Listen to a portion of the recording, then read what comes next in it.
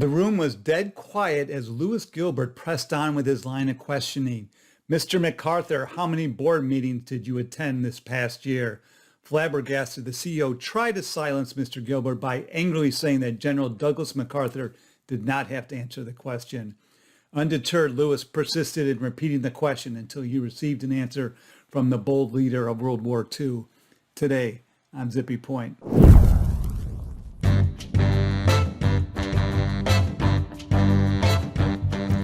I'm Brock Romanek, and I'm a big fan of yous.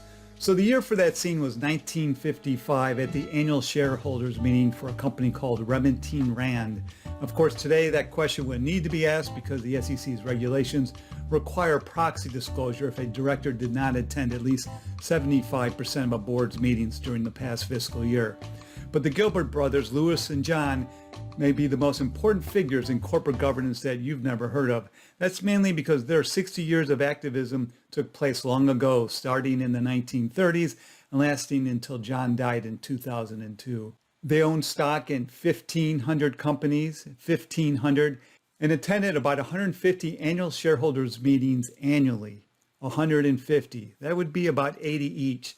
That's in an era when most people didn't dare to get on an airplane. During their heyday, local newspapers would run articles to merely report that they intended to attend an annual shareholders meeting in that particular town. They were well known to CEOs, so well known that sometimes they were even asked to conduct the annual meeting because they had so much experience with them.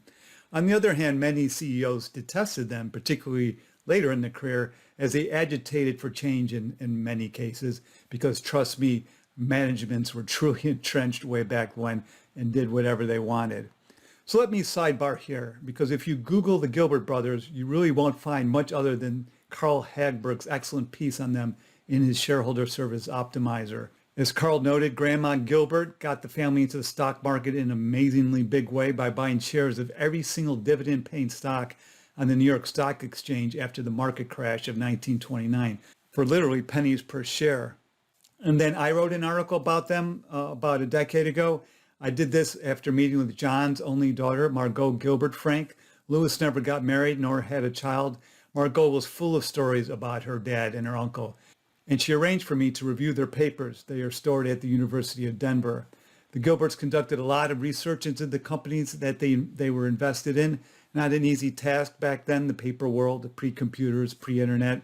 And they actually kept newspaper clippings of all the articles about them. And I have many of those stored on a few CD-ROMs that the University of Denver gave me. I'll share a few of those articles at the end of this Vid-Guide. Louis, the older brother by 7 years, was astonished when he first began to attend annual shareholders meetings held by the companies in which they held stock. During these meetings, nothing happened. The few shareholders who bothered to attend didn't really participate, nor were the meetings structured so that they could. Louis began to change that, and soon his brother John joined him. John had a head for numbers. They were not lawyers.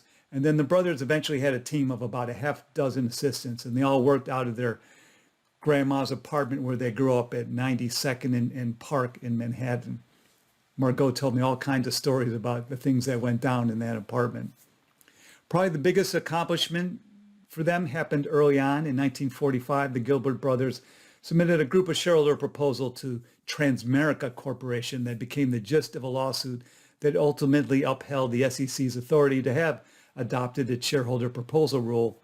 After the company ignored the SEC's enforcement proceedings, the SEC filed for an injunction against Transamerica because Transamerica had refused to include the proposals in its proxy statement.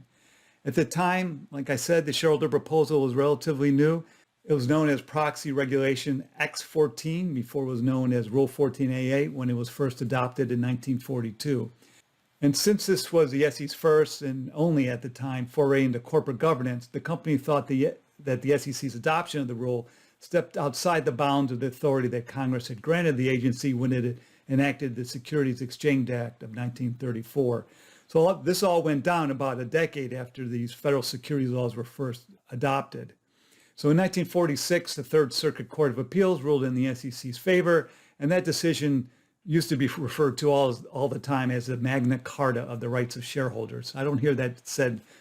That case just isn't talked about much anymore. Anyway, here's an article by Professor Jill Fish about the case in a book entitled Iconic Cases in Corporate Law. One key aspect of the Gilbert Brothers strategy was their attempt to enlighten other shareholders as much as they could, because few shareholders existed back then, and the sophisticated institutional investors that we know now also didn't exist, and they clearly didn't dominate the landscape as they do today. Even the brokers who acted on behalf of shareholders knew very little about how companies really worked. It was not uncommon for many shareholders to actually transfer their voting rights to the Gilbert Brothers to vote on their behalf.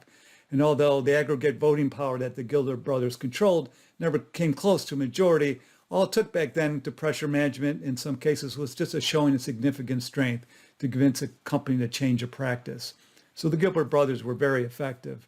Every year, the brothers published a report of their activities that provided specific details about the meetings that they attended, as well as a list of meetings that they intended to attend during the upcoming year. That was a big deal if they were coming to town.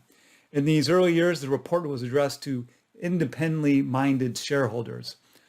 Other than a break when they both served in World War II, they published that annual report of their activities at a financial cost to them for about 50 years.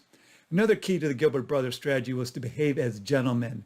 In reading through their annual report, it's clear that many CEOs came to respect the Gilbert Brothers. A two-part series in the New Yorker that was published in 1948 about the Gilbert Brothers describes how Lewis was asked to preside as chair of a shareholders meeting when a fight was expected to break out over the composition of the board. That's an example of the kind of respect that they commanded. The New Yorker series notes that during Lewis's early years, the financial press would regard him as a comic figure and call him names such as chief of the grape cartel. And sometimes CEOs even treated him worse, forcing him to produce stock certificates to prove he was a shareholder, and even one saying, "I wish you were dead." In writing my article, I talked to several corporate secretaries who had long been retired, and they also remembered the Gilbert Brothers fondly, that they wistfully recalled a simpler time when nearly everyone behaved civilly at shareholders' meetings. This doesn't mean the Gilbert Brothers were soft nor free from antics. John in particular was quite a showman. They enjoyed the fame. John sometimes wore a clown costume to shareholders' meetings. This outfit was in reaction to a lawyer who interrupted him during a Mattel shareholders meeting to berate him and saying, "You ought to be a clown in a circus." Here's how Carl describes John in his article. He favored strikingly loud sports coats, many of them clearly custom made with big, bold plaids and checks or fanciful patterns, usually paired with equally loud golf pants and white patent leather or wildly patterned big buckled belts. He almost always sported a loud but very snappily tied bow tie or occasionally a bolo, and in most meetings he would wear a big red clown nose, sometimes to make his point that the chair of the board was a clown, but often just for fun and to draw extra attention to himself. So this sounds like the kind of outfit that was worn during the 60s and the 70s, not before then. Lewis was more serious, but he also was peculiar, sometimes referring to himself in the third person. A very big part of their success and fame was based on their showmanship and on saying and doing things that would make the newspapers, and that's why they have so many newspaper clippings, I imagine. But the brothers did engage in a bit of play sometimes. Sometimes they would have shouting matches with Evelyn Y. Davis. They didn't like being grouped with her as being gadflies. Anyways, back to the serious stuff. Determined to attempt to make companies more accountable, the Gilbert Brothers campaigned for a wide variety of shareholder rights, often using the term shareholder democracy. A common proposal from the Gilberts was that companies cap the amount that an executive officer could be paid.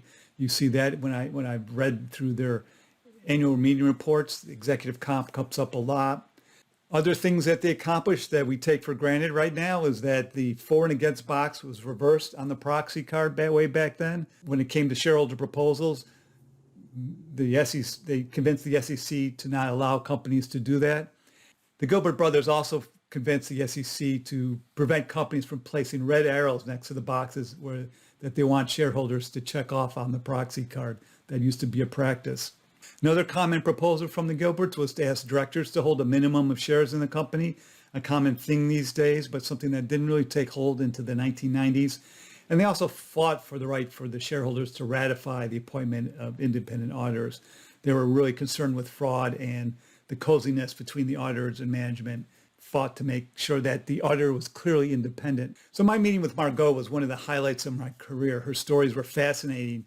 And at the time, I seriously considered trying to write a screenplay about the Gilberts. One of their assistants was still alive and had many juicy tales to tell, but alas, I didn't act on that impulse. Anyway, here are a few of the news clippings that I found. These are all just from the year 1974. I have separate folders for each year that they collected articles, so it's literally probably about 1,000 articles in total that I have. Enjoy.